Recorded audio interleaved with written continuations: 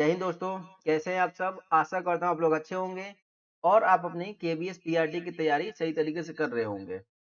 चलिए शुरुआत करते हैं और देखते हैं आगे के चैप्टर को एक-एक करके। आज का चैप्टर 5 है जिसका शीर्षक है मिठाई। क्या है?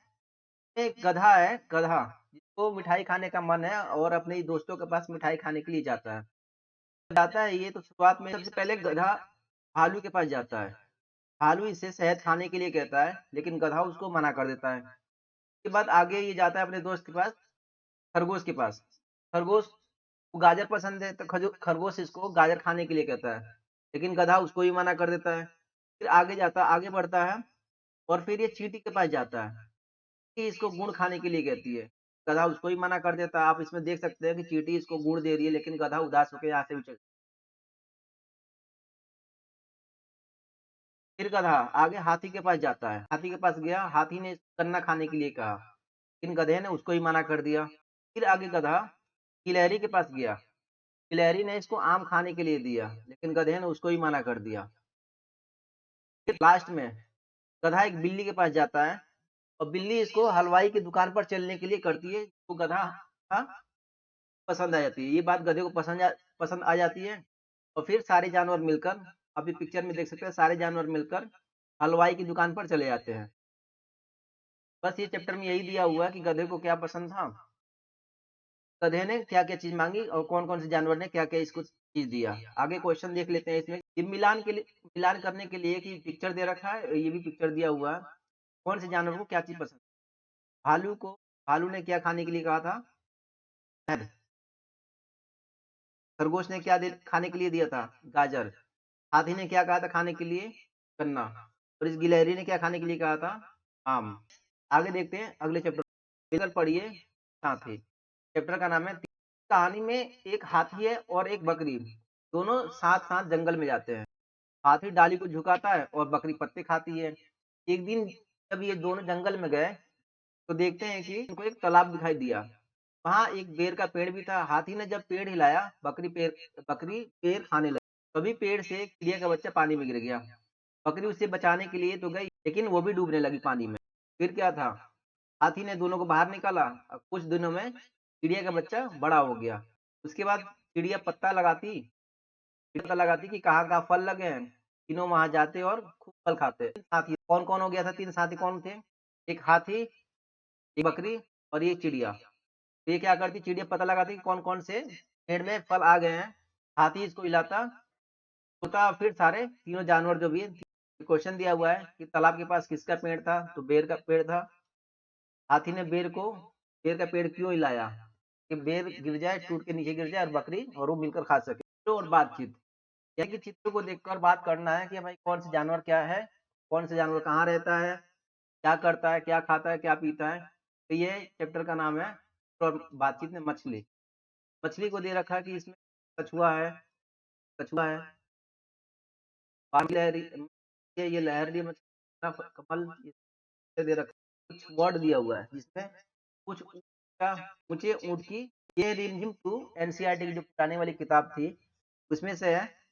आप भी अपने फैमिली में ऐसे बोलने के लिए लोगों से कह सकते हैं, ये जल्दी बोल। 1 कदम 2 कदम 3 कदम ताल, वाह मेरे घोड़े क्या तेरी चाल। 1 कदम 2 कदम 3 कदम ताल, भाग मेरे घोड़े चल नैनीताल।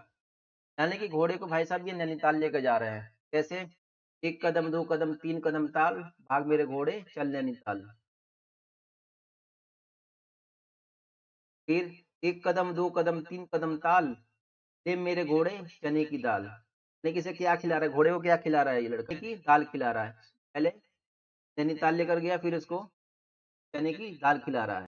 1 कदम 2 कदम 3 कदम ताल कर दिखा फिर अपना कमाल। यानी कि कविता में पहले तो भाई नैनीताल लेकर गया, वहाँ इसने चने की दाल खिलाई, फिर कह रहा है कि भाई चने की दाल खा लिया ना, अब अपना कमाल दिखाओ कि तुम क्या-क्या कर सकते हो। तो ये आप एक्सप्रेस कर सकते हैं, आप इंटरव्यू के सामने इज़िली याद हो जाएगा ये।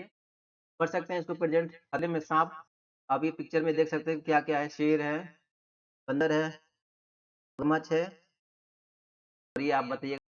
सारे जानवर इकट्ठे हुए थे। बात चल रही थी कि खतरे में अगर अपनी जान कैसे बचाई जाए? अगर हम लोगों पर कुछ खतरा आ जाए, कुछ संकट आ जाए, हम अपने आप को कैसे बचा सकते हैं। देर तक वह चली, अंत में सबको बंदर की सलाह ठीक लगी।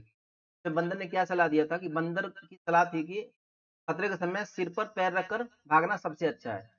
एक मुहावरा भी है कि सिर पर पैर रखना का मतलब क्या है? सिर पर पैर रखकर भागना। आप कमेंट बॉक्स में बताइएगा कि इसका क्या मतलब होगा और बंदर क्या कहना चाहता है। बातचीत समाप्त हुई और सारे जानवर अपने-अपने ठिकाने चले गए। सिर्फ साँप एक दूसरे का मुँह ताकते देर तक वहीं बैठे रहा। क्यों? हो सकता है भाई ये सोच रहा हो कि मेरे तो पैर ही नहीं है, मैं कैसे सिर पर पैर रख कर भागूँगा? बातचीत के लिए क्वेश्चन है, साँप वहीं क्यों बैठे रह गए? साँप को क्या सलाह देंगे? सिर पर पैर रखकर भागने का इसमें क्या अर्थ बताया गया है? तो ये आप क्वेश्चन तैयार कर सकते हैं। ये चित्र और बातचीत में जंगल का दिया हुआ है कि जंगल में क्या-क्या है, कौन-कौन से जानवर रहते हैं, शेर है, जिराफ है। संकेत में एक चीज़ दिया हुआ है इसमें कि आप ये देख सकते हैं कि जानवर को इसमें सॉरी सॉरी कौन-कौन से जानवर है, कौन क्या कर रहा है। आप इसमें से कौन से जानवर को देखें, आप बच्चों को दे सकते हैं, ये वर्क घर के लिए दे सकते हैं। आप इस चित्र में देख कर आएँगे कौन-कौन से जानवर हैं और क्या कर रहे हैं। इससे बच्चे क्या करेंगे, ऑब्जर्वेशन पावर जो होती है, बच्चे क्या और ऑब्जर्व करेंगे, कोई भी चीज़। कविता है, कभी और बकरी, बकरी कबरी बकरी झबरी, कबरी झबरी बकरी, आगे निकली कबरी बकरी पीछे रह गई झबरी। आगे आगे कबरी बकरी पीछे पीछे झबरी, साथ चली थी हो गई आगे पीछे कबरी झबरी बकरी। प्रभात कुमार जी की है, प्रभात जी की है। आप इसको भी प्रेज़ेंट कर सकते हैं, इज़िली पोएम है, छोटी सी पोएम है, आप उसको आराम से याद करके। ये है यूनिट 3 हमारा खान-पान। आलू की सड़क, चैप्टर 9 है आलू की सड़क। एक भालू है इसमें जो कि अपने नानी के घर जाना चाहता है, तो रास्ते में खाने के लिए भी रखता है। इसमें क्या करता है ये, कि भालू ने बोरा भर आलू पीठ पर रख लिया, यानी बोरे में आलू को भर कर रख लेता है। लेकिन क्या होता है ये, कि जब रास्ते में जाता है ना, तो बोरे से आलू गिरता है। क्यों? क्योंकि बोरे में इसकी छेद होता है। भालू आगे बढ़ता जाता, धप धप धप, बोरे से आलू टपकते जाते, ठप ठप ठप। यानी कि उसकी जब जाने की आवाज़ आती है, वो भालू जब जाता है थप थप की आवाज़ आती है। लेकिन जब बोरे से आलू गिरते हैं, टपकते हैं, तो उसकी आवाज़ आती है टप टप टप। रास्ते में पीपल के पेड़ पर एक बंदर बैठा था। आप पिक्चर में देख सकते हैं बंदर बैठा हुआ है। उसने भालू से पूछा, "कहाँ जा रहे हो भैया?" लेकिन उत्तर में बंदर ने बस धप धप बंदर ने बंदर को भालू ने कुछ भी रिप्लाई नहीं दिया। बस वो चलता जा रहा है। बंदर ने पेड़ से नीचे देखा, यानी कि बंदर ने नीचे देखा कि रास्ते में आलू पड़े हुए थे। यह देखकर बंदर मन ही मन बोला, भालू चाहे न बताए पर मैं पता लगा सकता हूँ। वह खुश होकर पेड़ से नीचे उतरा। यानी कि आलू के निशान जहाँ से आलू गिरते जा रहे हैं उसके पीछे पीछे बंदर जाकर पता लगा सकता है कि भालू कहाँ गया है।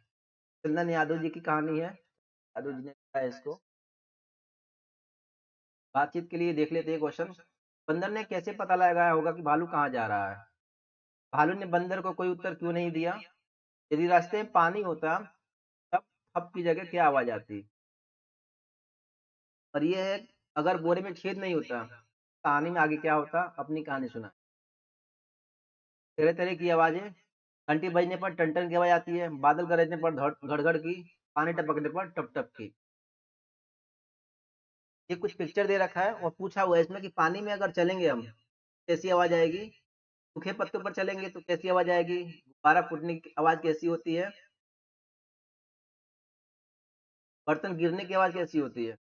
बारिश की बूंदें जब गिरती है नीचे ज़मीन पर तब आवाज़ कैसी होती है? माँ बुलाती है तब कैसी आवाज़ होती है? ये आप बच्चों से पूछ सकते हैं।